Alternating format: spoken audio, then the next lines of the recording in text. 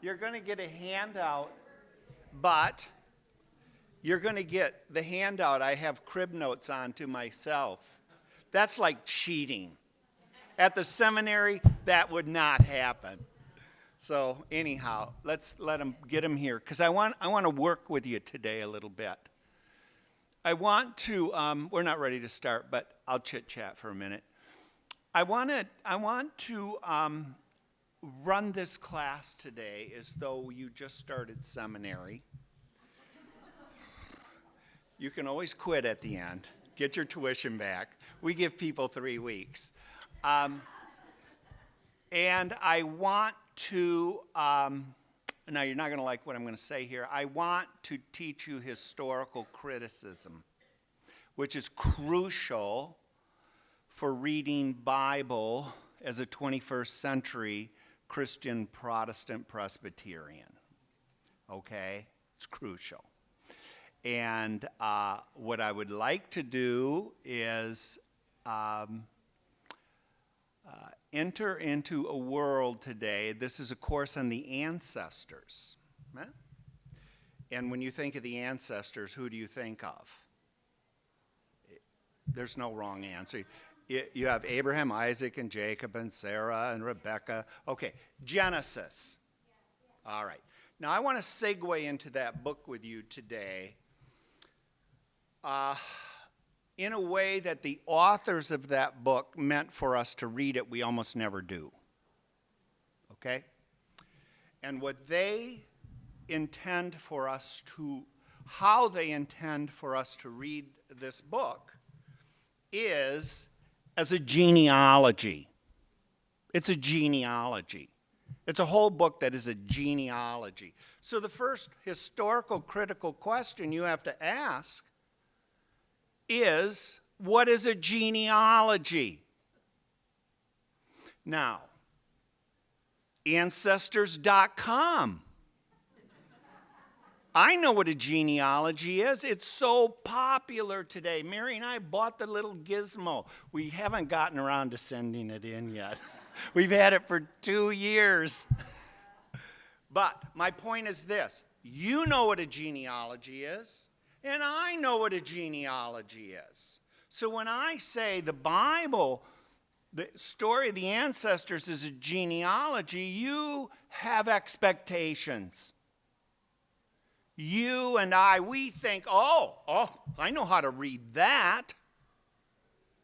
That's where the Bible gets to be a sticky wicket. Because the first question we have to ask ourselves is, well, I know what it means in the 21st century for me. My mother did a genealogy of our whole family, bless her heart. It's about 100 pages. Took her years with some woman in Colorado. I don't know how they met. And it is a biological and historical document about my family going back several hundred years. That's a genealogy.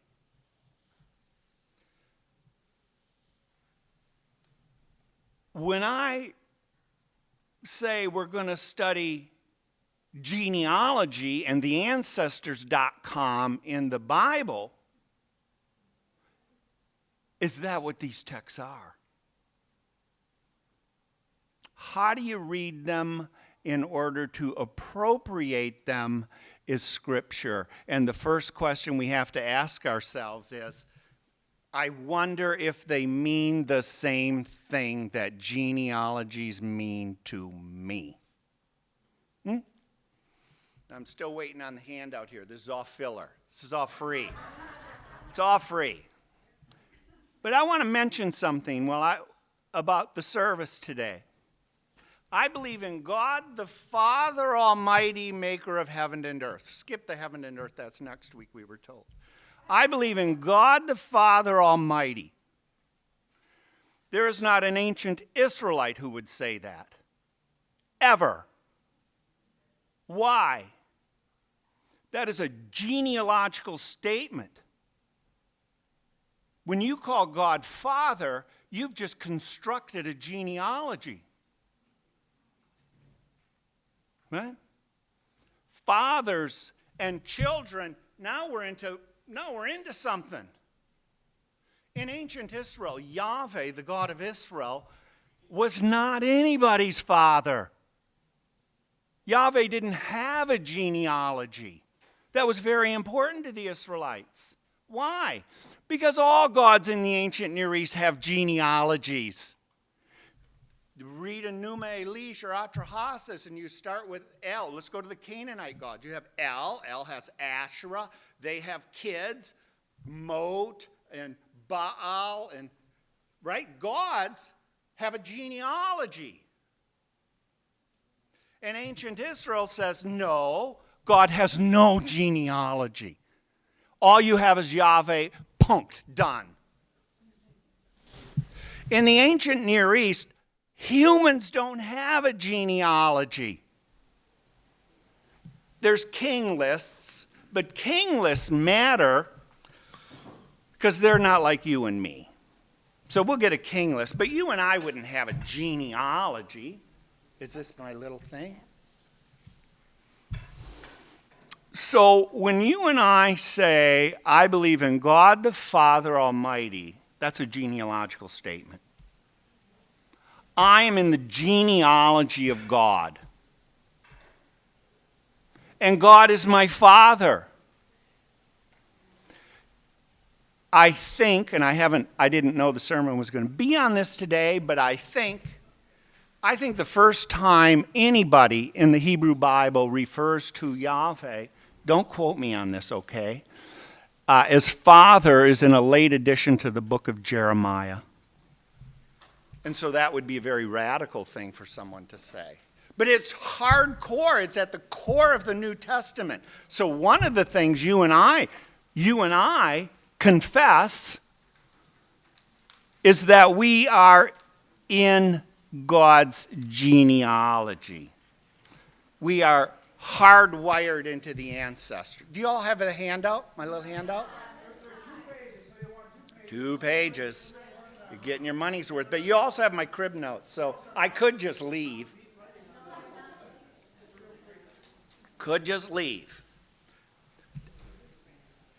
Do you feel the radical thing of the first line of the Apostles' Creed? When you and I say God the Father, we're saying, that's my genealogy. So then, and you'll get this in the New Testament, writers will say, yes, that's right, you are teknos thou in Greek. You're a child of God. So, ancient Israelites would be so deeply offended by that. Nobody's in God's genealogy. God doesn't have a genealogy. New Testament writers come along and say, oh, no, not true. We're all hardwired into God's genealogy.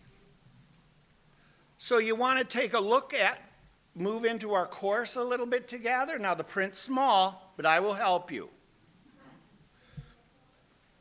Do you have enough that you can see? Is there enough to share? Okay, share. I'm starting off with where the sermon was today. I didn't know this was going to happen, but that's always good. That's a good thing. I've given you the 2 genealogies of Jesus in the New Testament. Matthew has a genealogy of Jesus, hardwiring Jesus into the ancestral tradition. And Luke has a genealogy of Jesus, hardwiring Jesus into the ancestor tradition. All right? Now, you and I want to know, are these genealogies like my mother's? 100 pages, working its way through Colorado back to the Netherlands? Or what, if they're not, then what are they, and how are they scripture? That's pretty important. So take Matthew. Matthew's the one on the left. I'm sorry about the small print. I have the lights on full. I didn't want to waste paper. Matthew tells us how to read his genealogy at the end of it. In verse 17, he said, so all the generations from Abraham, that's how far back he goes, Abraham, to David are 14. And then he says, and from David to Babylon, Babylonian exile, okay, the length of the kingdom, 14. Good. And from Babylon, that is the exile, to Jesus, the Messiah, 14. Well, that's pretty darn good. My mom didn't come up with that. So worked out. Is this a 21st century genealogy? Is this how writers in the first century wrote genealogy? Now it's seminary. We got to figure this out because you may have to preach on it. How do you appropriate this as scripture? We call that historical criticism. How do you read this text in its own right, not in terms of what you thought it might say? Because you know something about genealogies. So you got to take that knowledge and put it on the shelf for a minute. Let this text be the guide. 14, 14, and 14. One of the things you do with a genealogy is you want to know where it begins and where it ends. Pretty important. And this one begins with Abraham, and it ends with Jesus. That's how far Matthew views the genealogy of Jesus. Not going beyond Abraham. Abraham to Jesus. Okay. And now Matthew also told us, read it in 3 parts. And we did that. 3 parts of 14. And the kicker of Matthew is that the last person in a genealogy is always what a genealogy is about. My mother didn't write a genealogy of the family about someone 3 generations back. She wrote that for herself and her children. That is, genealogies are really never about the past. They're about the present. They're aimed at present time. So when we read Matthew's genealogy of Jesus, what we really have to say to ourselves is, who's this been constructed for? And we would have to say, for his community. Let's call it a church. This is the genealogy of Matthew's church. And what he's saying to his church members is, we rest on Jesus the Messiah. Here is the genealogy of Jesus the Messiah, and it's in 3 parts, 14 generations each. And if you think I'm wrong, add up the numerical value of the name David in Hebrew. And you know what that is? 14. So this is a confession of faith. I believe in God the Father. This genealogy is a confession. Jesus the Messiah. Read it. Own it. Church members, you are in it. So, we don't do this so much in Presbyterianism. I noticed today the language of worship is about, we talk about ourselves being a community. That's very Presbyterian. I worked for Methodists a long time, and I work for Black Baptists. I don't talk about community. I talk about brothers and sisters. Brothers and sisters. That's genealogical language. That's genealogical language. And Matthew would say to his community, Abraham on down to Jesus the Messiah, You are family. If you confess this, then you're in the genealogy. You're in. Now, there are restrictions on Matthew's genealogy. We'll come back and look at that in a minute. But another thing I would want my students to see in interpreting genealogies, this is often the most interesting, and it was in my mom's too. Genealogies break down. That crazy Uncle Harold took off, came back, gap. What happened? Somebody help me. Right? When genealogies break down, writers will slip in non-genealogical information. And often in a genealogy, it's the most important information.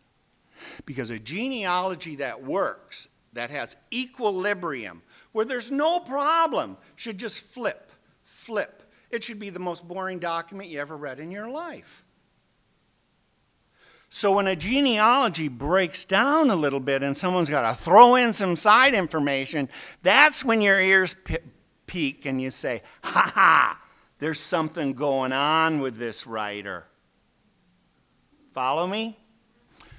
Does Matthew have any information that slips in? Look at the names I have squared off for you. I have circled in his genealogy. It's a patrilineal genealogy. It's father, son. And look at what he does. He gets to Judah in verse 3. It's very small print. The father of Perez and Zerah. And then we get the genealogy breaks. He's got a problem. And he throws in this name Tamar. That interests me.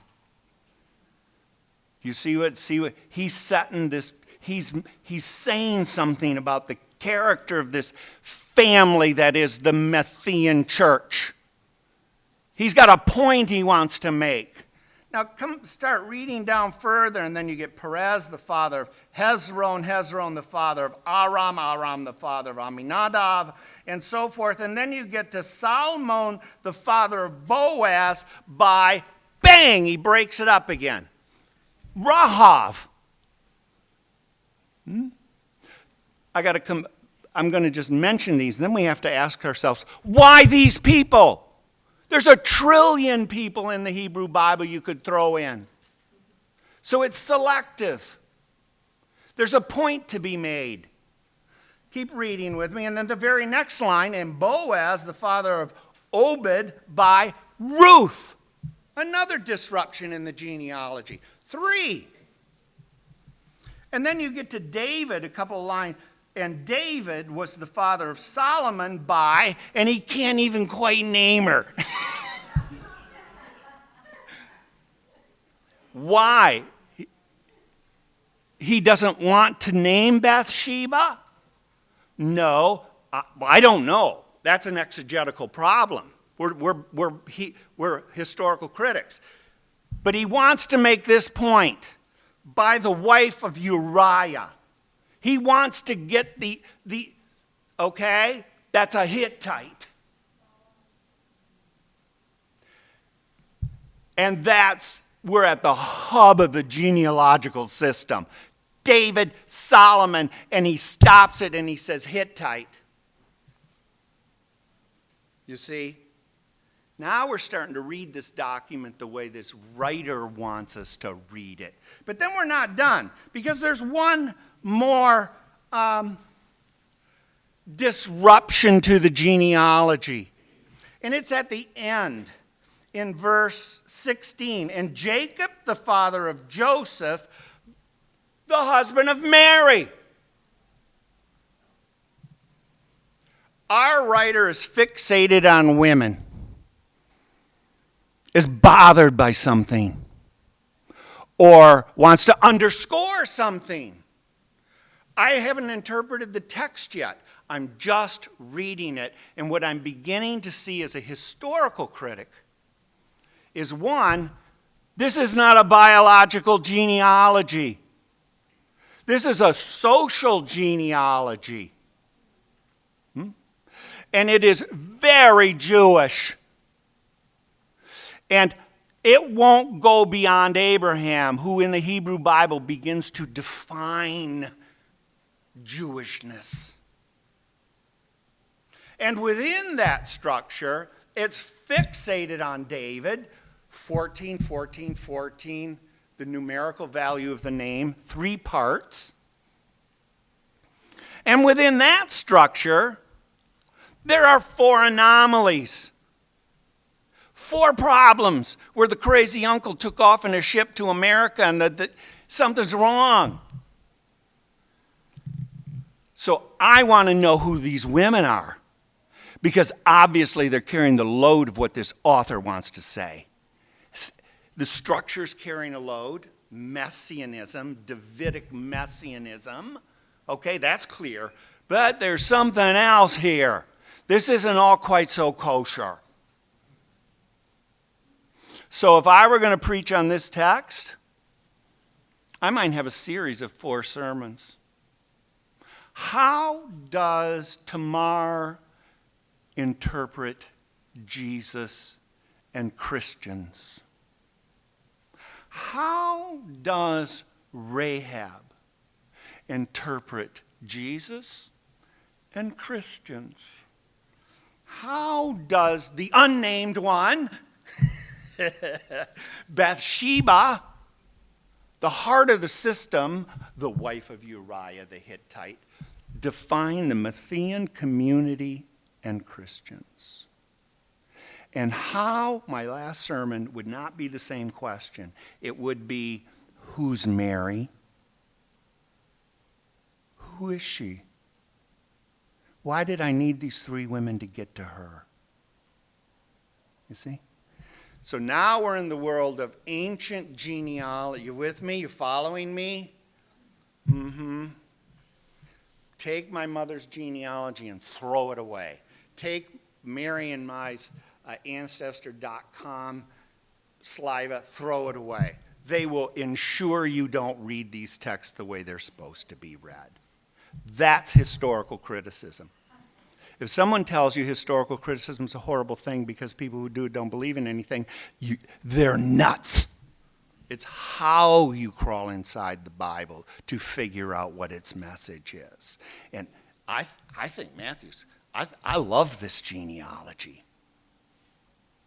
Who can be in Matthew's church, right? If it's my genealogy,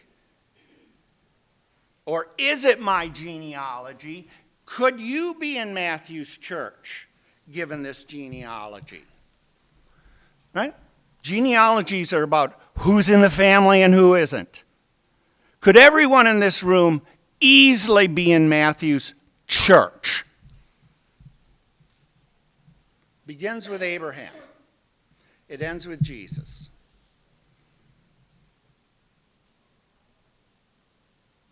To be a descendant of Abraham in the first century, you are Jewish.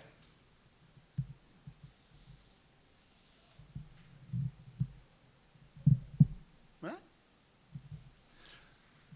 Matthew has a Jewish Christian church.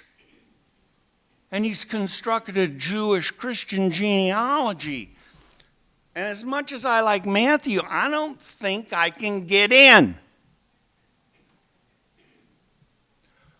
But there's a possibility, and it's the anomaly of the women. We're not locked down tight. We're kind of ambiguous. Yes, we have Jewish identity, but you know what? Tamar is in the genealogy. I'll tell you who these women are. Tamar is Judah had 2 sons, Er and Onan. I know this is really high on your priority list to know. And Er died, E-R. Er died. There's a law in the ancient world. We call it the Levirate law. Brother dies, the other brother's got to sleep with the wife because of genealogy. You got to keep the clan going. So you owe it to your brother's widow to produce children. Onan's a little worried. He didn't like the way his brother died, and he's a little nervous because the text says God killed him. So Onan fakes it, drops his sperm on the ground to ensure that he doesn't impregnate Tamar. And guess what happens to Onan? Yahweh, without genealogy, comes in and kills him too. Tamar is offended. Judah, the core of the system, Judah, is not living up to the Levirate law. All right? Breaking genealogy, selfishly. So she dresses up as a prostitute, entices him when he's out on the road, and gets him to sleep with her. And after they sleep together, she said, "Give me your ring and give me your staff." And he doesn't seem to be playing with a full deck that day, and he does it. He goes home, and he hears that his daughter-in-law is pregnant. And so he wants to kill her. And so he goes to her and said, "You're pregnant. I'm going to kill you." He's protecting the genealogy. And she says, "Oh, yes, I am pregnant. Here's your ring and here's your staff." All right? I don't quite know what Matthew's getting at with that, but you'd want to play with it. What? Rahab is not a Hebrew, not an Israelite. She's a prostitute who lives in Jericho, who rescues the tribes. So there's Matthew's little, maybe one of us could slip into his church. You see, he's left the door open. Even though he's got a pretty tight church community, he's left the door open. Bathsheba, and again, funkiness going on in the genealogy. David sleeping with a Hittite's wife. Is she Hebrew? You'd have to go read that text to find out. Or is she Hittite too? Which then kind of screws up that Solomonic genealogy, doesn't it? So Matthew's got a tight genealogy and he's got it open. And then finally, Mary. Why does he put her in? And you just have to think about that. Why her? And how does that relate to Jesus? Is Jesus and Mary a little funky, not quite as clean as you might think? You see how this genealogy works? So could you and I join Matthew's church? Not easily. It's a Jewish Christian church, and its genealogy ends at Matthew. What does Luke think of that? Go to the other side of the page. It's a Greco-Roman genealogy, and it's kind of goofy. Notice that it's backwards. It begins with Jesus was about 30 years old when he began to work, and he was the son, as was thought, of Joseph. All right? And then it goes lockstep. It becomes incredibly boring. It would be very hard to preach Luke's genealogy. And I'll just read a couple. Son of Hela, son of Matat, son of Levi, son of Malchi, son of Tamni, son of... There it goes. 75 sons of, being written backwards, going away from Jesus. It should be just the reverse. Until it gets to, I'm going way to the end, son of Enos, son of Seth, son of Adam, son of God. Matthew never says that. Matthew does not say that. Does Matthew believe the creed that I don't know. You'd have to do a little more work on the Gospel of Matthew. But on the basis of the genealogies, he does not say that. He talks about Messiah.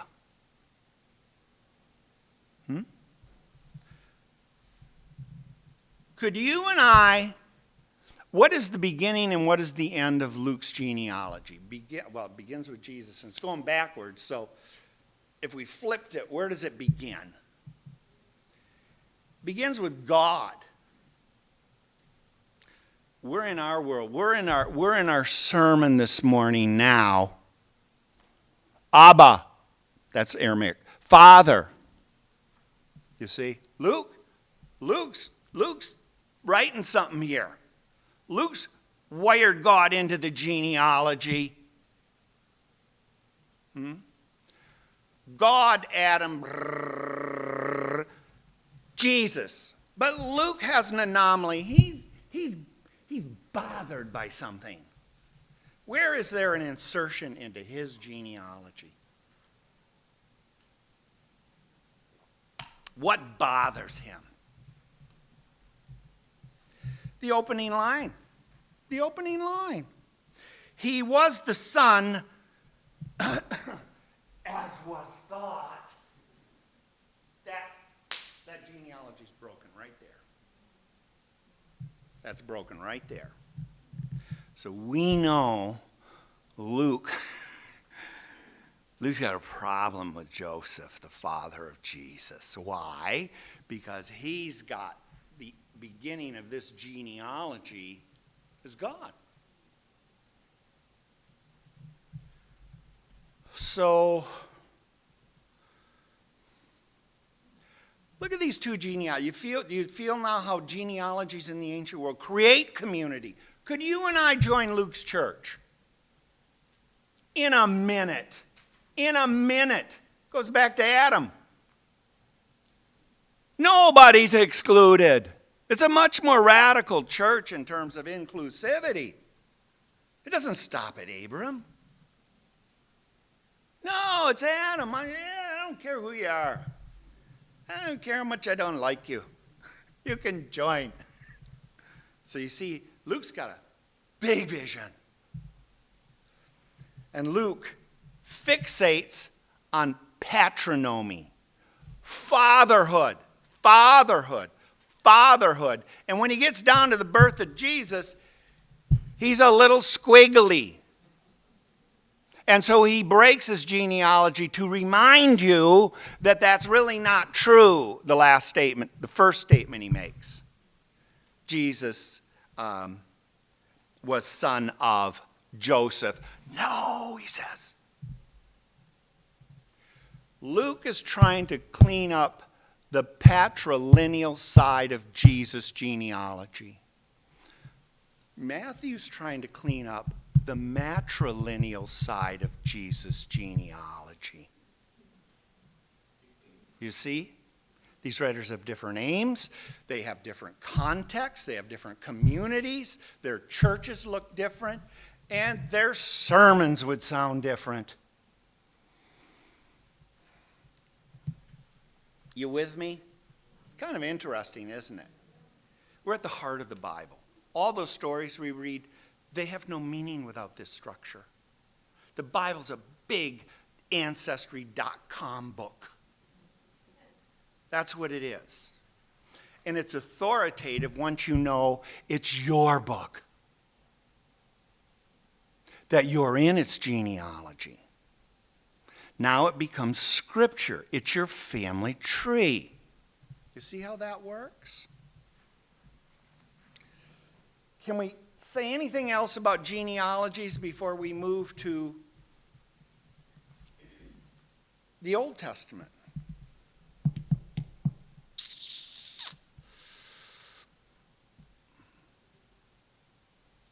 No, I'm not thinking of anything. Or is any of you? No. That boring genealogy of Luke is radical. It's what's driving the Apostles' Creed. I believe in God, the Father. You see? Now, Luke's gospel is heavily influenced, so my colleagues in New Testament tell me, by the mission of Paul. A lot of Pauline theology and the Pauline letters is tied up with Luke Acts. And it's Paul who pushes the envelope on this. It's Paul who fights the Matthean genealogy. He wants an inclusive Hellenistic church and not just a Jewish Christian church. And he's willing to go to the mat for it. Read the book of Galatians. He'll fight you 15 rounds. So these genealogies, they're different. They're different. Neither of them is meant to be historical. These authors have no idea what they're writing about historically. They're writing social constructions that define their communities. Okay. That is now, what we've done is we've done historical criticism. You now know the difference between Ancestry.com on PBS and reading the Bible. And the two can't be mixed up. A lot of the problems we get in the church are people who think the Bible's a 21st century document, and then they're going to find out about what abortion means and what this means and the role of women mean. No, it's an ancient document. You got to be a historical critic. You got to crawl back into it. And then you have to extrapolate, we call that hermeneutics, of what are the implications in the 21st century, even though it goes beyond the boundaries of this document. That's why Shannon has to preach on Sunday. She has to make the ancient word new for us today. Right? We call that hermeneutics. That's preaching. It's proclamation. Because the text alone isn't enough. That's why we read the text and then we proclaim its meaning today. All right? And that's what we would do with these genealogies. And in many ways, the Apostles' Creed does that. Okay. One other thing about these two genealogies, and then I want to go to the second page, which we're going to spend the next 2 weeks on. When Matthew inserts 4 women, and when Luke inserts his evaluation of poor Joseph, gets the boot, what they're really doing is breaking the genealogy. They're stopping it so that they can insert something to solve a problem. All right? Go to the second page of my handout.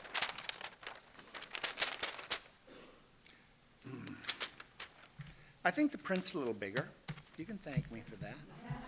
Can you see it, Larry? You with me? What happens when an entire book is a genealogy?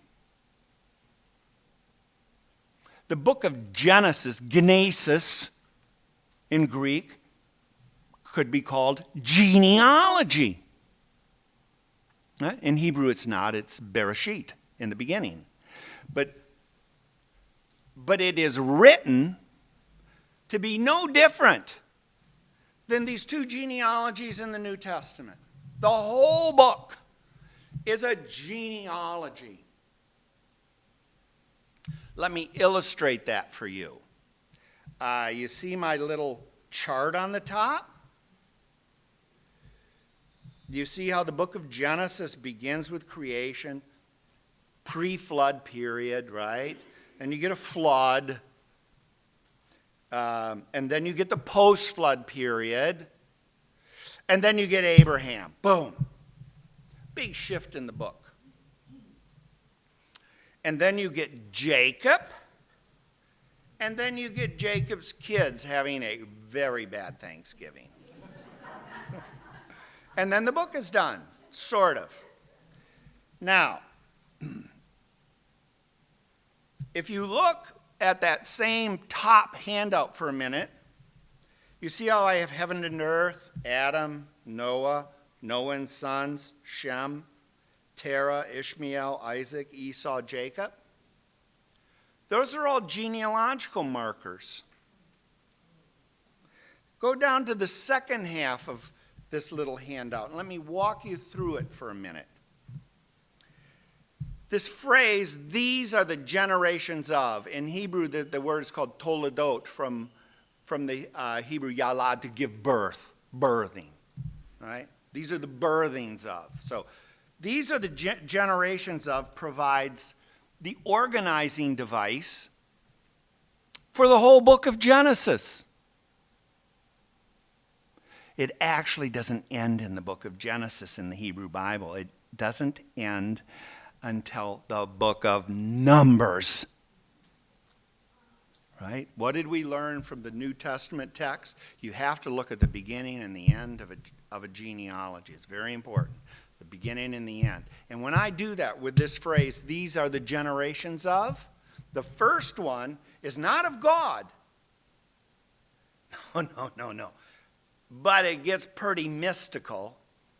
The generations of the heavens and the earth. Right? And the very last one, if you look at my handout at the bottom of the page, is actually in Numbers 3, verse 1.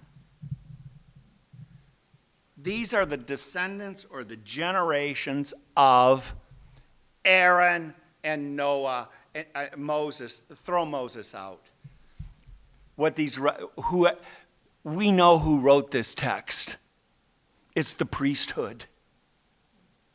And they're giving you their genealogy. This is who we are. We emerge out of heaven and earth. Not of God, but of heaven and earth. So we know stuff you don't know. We know secrets. Go read the book of Proverbs. We know all that, those secret things. And then this is our family tree. We go through Adam, we go through Noah, we go through Seth, we go through Abraham, we go through Isaac, we go through Jacob. And then you get to us. Right? We call this priestly literature in the Pentateuch. But don't pull it out and just look at it in isolation, because that's not how they want you to read this. They want you to read it as a whole.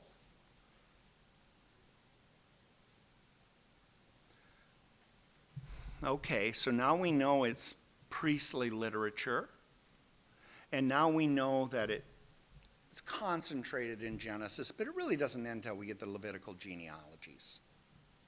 All right, good. All right, we're happy. But now we want to ask the Matthew question and slightly the Luke question, and that is, how's it structured?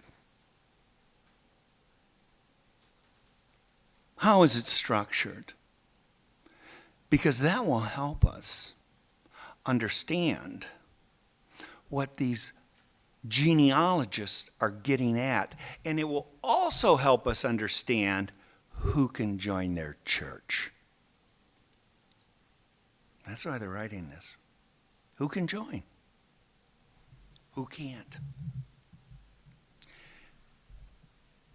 And what are the problems?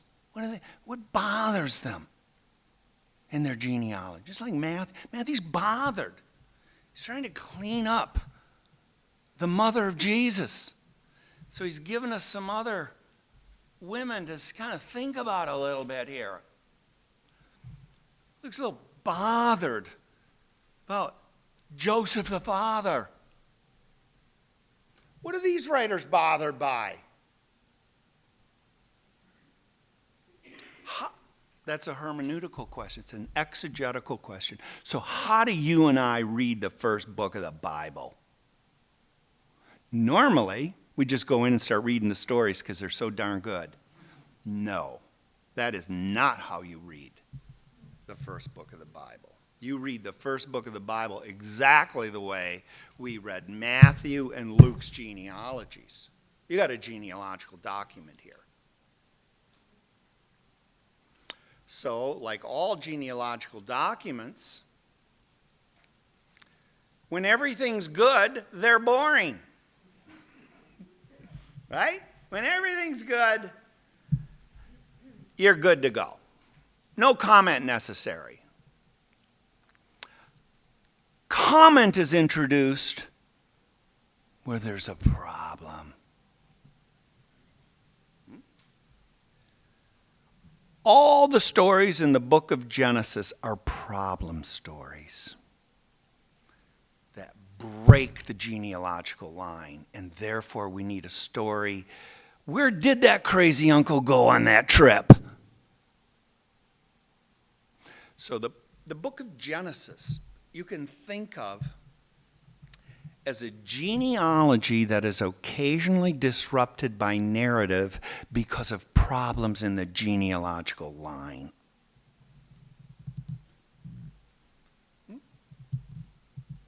So once we start reading it that way, then it gets kind of interesting.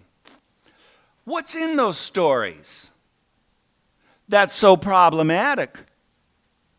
And how do the characters in those stories either stay in the genealogy or walk off stage left?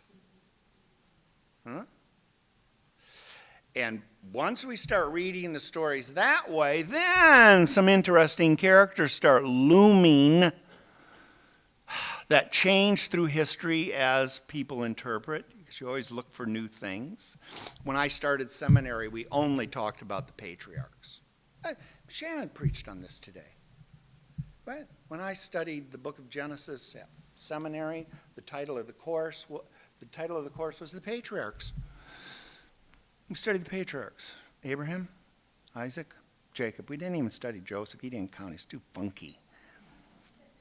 We'd never teach that course. I never taught that course in my career. You teach the ancestors in the 21st century, late 20th century. Why? You can't teach this literature without the matriarchs. Now, what determines that? This is where genealogies are not about the past. They tell you more about the present. Because there was a revolution in religion in the 20th century that incorporated women into leadership roles and ordination, and you couldn't idealize the patriarchs. So now these women who got lost in these stories, I mean, my God. Sarah? We didn't study Sarah, except for when she laughed. Named her kid by accident.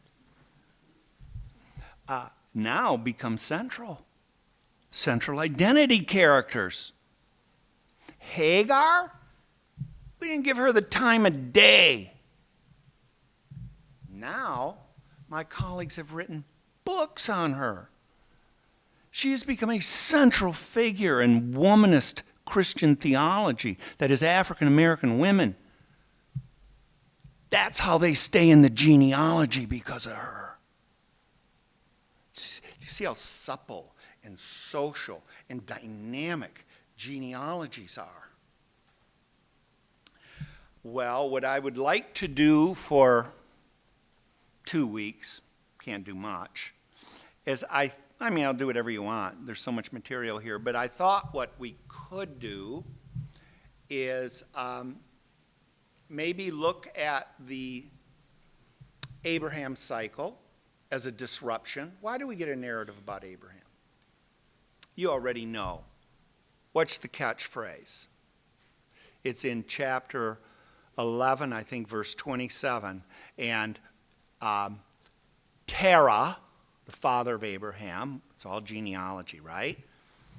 He starts migrating, and he migrates with Haran, lives in Damascus, so there's Syrians in the story. And Abraham, he's Avram at that point. Avram means great father.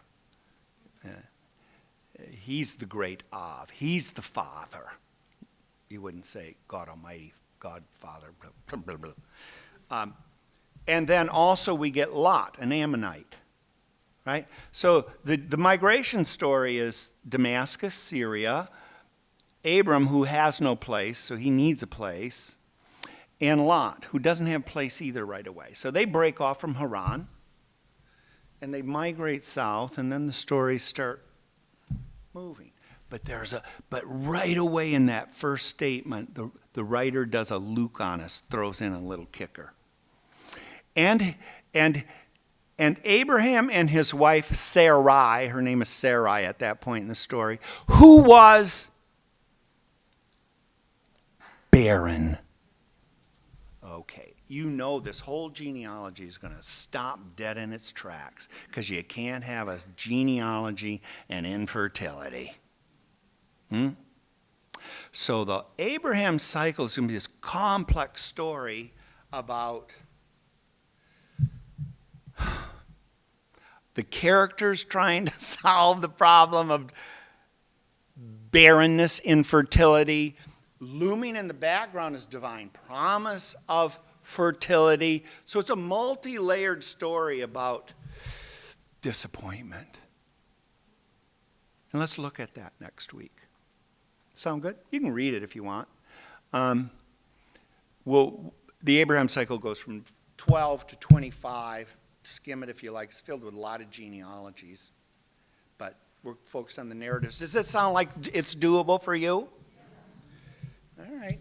That's what we're going to do, gang. Are you with me? Is this making some sense? Isn't it cool how this stuff works? Oh, I'm just so fascinated by it. I'm 70, going to be 71. And I find it the most interesting and the most easy material to misinterpret biblically. And when you get this wrong, you are in trouble. All right, look at the history of interpretation on Matthew and Luke trying. Oh, they're historical because my genealogy is historical. And boom, you're gone. You left the story. You created your problem, but it's not the text problem. And now, what are you going to do? Ram your head against that wall. You're Presbyterians. You don't do that. Yes? Okay, I don't mean to be thick-headed here. I want to make sure that I get this. Yeah. So, you started with Matthew and Luke because they're so different in their genealogies, right? Mm-hmm. And you didn't start with Genesis because that won't show that comparison. Genesis has been so inserted with so many stories that it's easy to not see that you're reading a genealogy. And usually they teach it, well, there are two Genesis. Have you heard that? There are two stories of creation. Yeah, there are. There's multiple stories woven in, but for our purpose, and we can look at that if you want, that's all interesting. But the point is, I think that I want to play with you.